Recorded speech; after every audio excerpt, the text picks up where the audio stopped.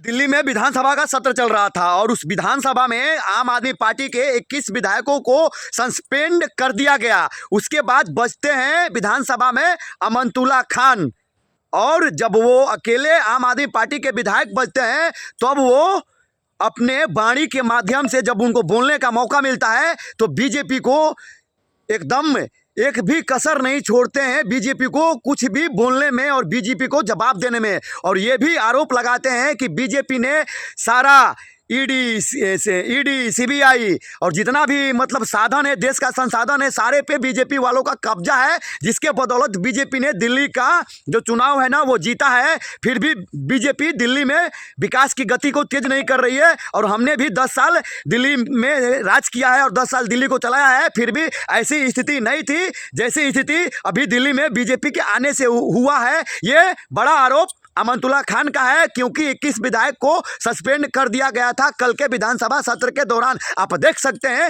Video में। मैं बुला रहा हूं श्री अमनतुल्ला खान। अध्यक्ष जी, शुक्रिया कि आपने मुझे इस मुद्दे पर बोलने का मौका दिया। 22 हम विधायक हैं, 21 को आपने जो है वो सदन से क्या बल्कि विधानसभा से बाहर भेज दिया। और ये शायद 10 साल हम लोग भी सरकार में रहे, आप भी थे और आप तो कई मर्तबा टेबल पर भी खड़े हुए, लेकिन कभी ऐसा नहीं हुआ कि विधानसभा के परिसर से बाहर। एक मिनट, मैं कभी आपको कोई स्थिति स्पष्ट कर दूं। सदस्यों के समक्ष आपने मुद्दा अगर उठाया है, रूल बुक सबको दी गई है और रूल बुक के अनुसार सदन का तात्पर्य विधानसभा से है। पहला, ये जो सदन है, ये खाली ये सदन नहीं है। बैठ जाइए, मैं आपको स्पष्ट कर देता हूं।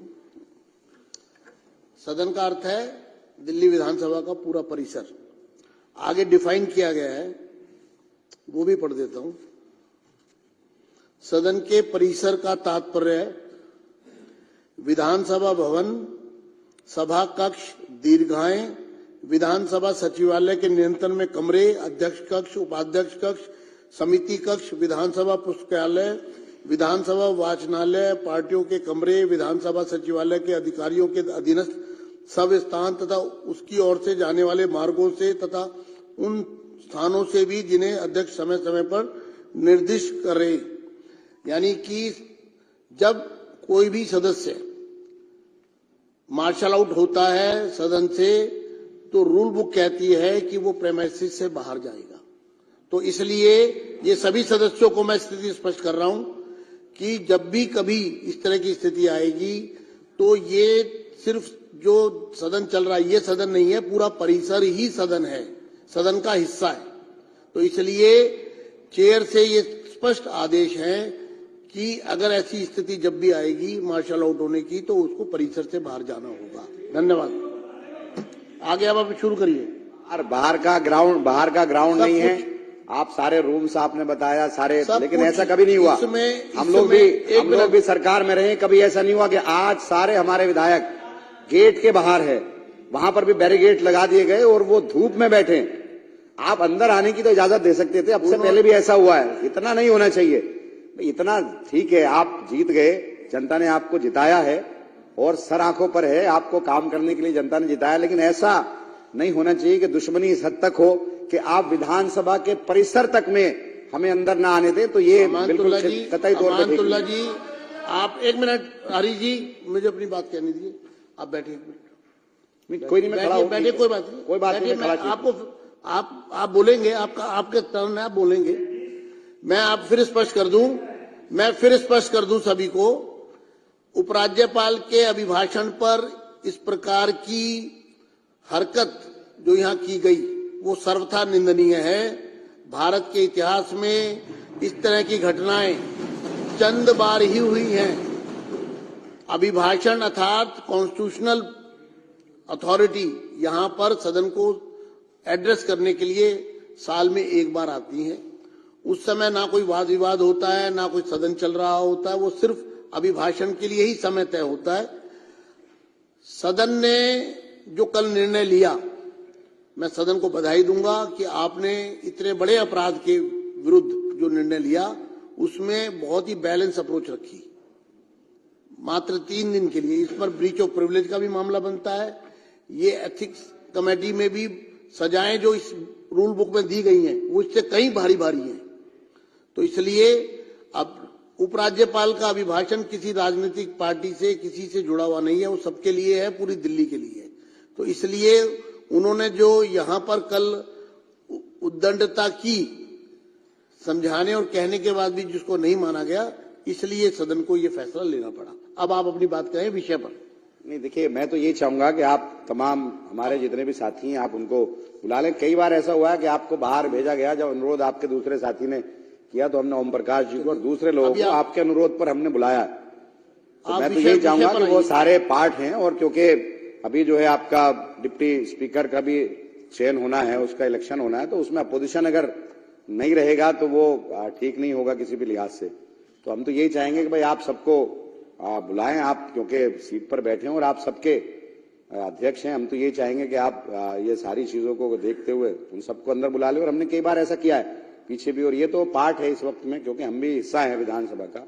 और बड़ी अच्छी बात है कि दिल्ली की जनता ने विषय पर आपको चुनकर के भेजा है, और हम खैर मकदम करते हैं इसका, जनता ने कहा। और हम यही चाहेंगे कि आप तमाम तबकात के साथ में जो भी हैं कार्य करें, और हम मुख्यमंत्री जी से भी और तमाम मंत्री से और तमाम विधायकों से हमारी तो ये रिक्वेस्ट रहेगी, ये दरख्वास्त रहेगी कि आप दिल्ली की जनता के लिए काम करें। और मैं एक और बात करना चाहूंगा, देखिए जिस तरह से मैं यहाँ मौजूद हूँ, सीएजी पर बात करनी है, मुझे सीएजी पर बात करनी है तो करिए। मैं ये करना चाहूंगा कि जिस तरह से कोई निकम्मा कह रहा है, कोई बेईमान कह रहा है, कोई निकम्मी सरकार कह रहा है, तो इस तरह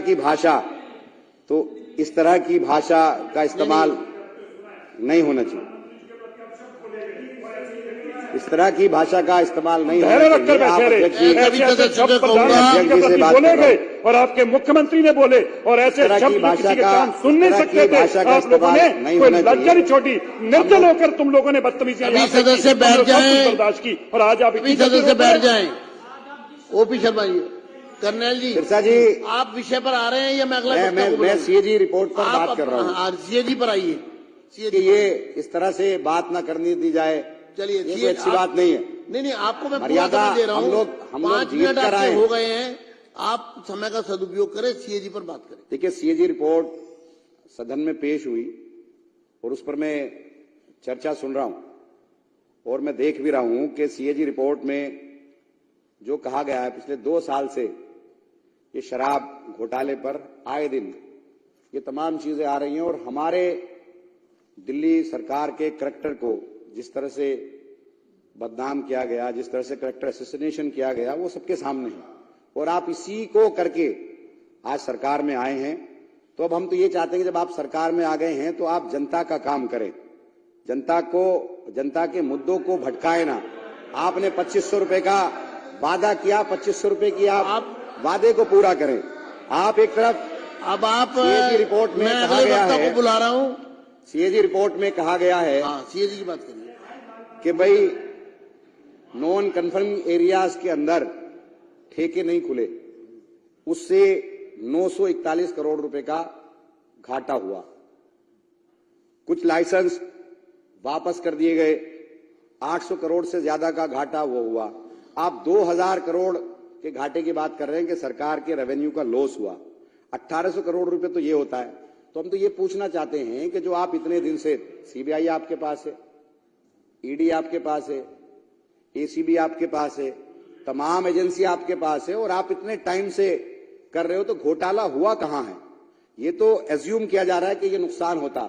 और जो इसमें 8 अध्याय हैं, 8 अध्याय के अंदर 7 में पुरानी जो पॉलिसी है उसके बारे में कहा गया है कि उसके अंदर जो कमियां थी वो कमियां बताई गई हैं, और एक अध्याय के अंदर बताया गया कि ये इसके अंदर ट्रांसपेरेंसी थी। अगर ठीक से इंप्लीमेंट किया जाता तो ये लॉस नहीं होता बल्कि फायदा होता। पंजाब के अंदर यही पॉलिसी इंप्लीमेंट हुई, 1 साल में फायदा हुआ, दूसरी मर्तबा दूसरा फायदा हुआ, और जो पहली पॉलिसी उसमें फायदा नहीं हुआ। फिर आप बोल रहे, तो हम तो ये कहना चाहते हैं कि भाई आप तमाम और एक अरे वो कोई बात नहीं, 1 मिनट पॉइंट ऑफ ऑर्डर। आप इस तरह से बात करके आप ना तो मुझे डरा सकते ना दबा सकते। अमानतुल्लाह, माइक बंद करिए, 2 मिनट रुके। आप बताइए पॉइंट ऑफ ऑर्डर। देखिए, पॉइंट ऑफ ऑर्डर का मतलब है सारी कार्रवाई रुकेगी और जो सदस्य पॉइंट ऑफ ऑर्डर यानी कि व्यवस्था का प्रश्न, व्यवस्था का प्रश्न अगर उठेगा तो पहले वो सुना जाएगा।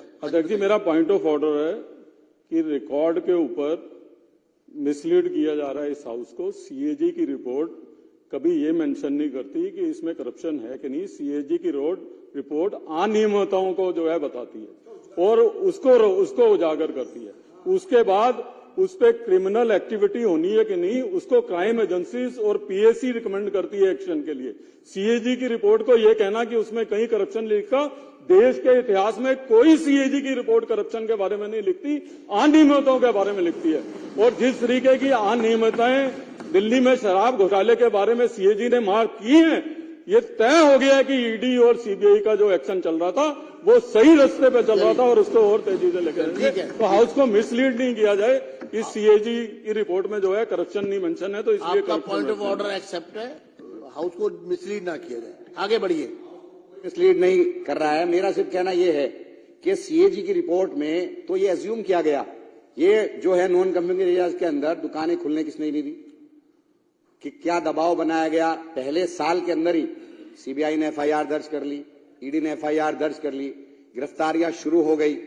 जो ट्रांसपेरेंसी इसके अंदर थी उससे फायदा होना था, फायदा नहीं हुआ, लोग डर गए। तो ये तो तमाम एजेंसियां आपके पास थी और इन्हीं एजेंसियों का इस्तेमाल करके आज आप सरकार में आ गए और सरकार में जिन वादों के साथ आप आए वो वादे आप पूरे कर नहीं रहे हो। 2500 रुपए महिलाओं को देने की बात आपने की थी, वो आप वादा पूरा कर नहीं रहे हो। जो आपने काम करने की बात की थी वो आप कर नहीं रहे हो। सिर्फ दिल्ली की जनता को गुमराह करने का काम ये सरकार कर रही है।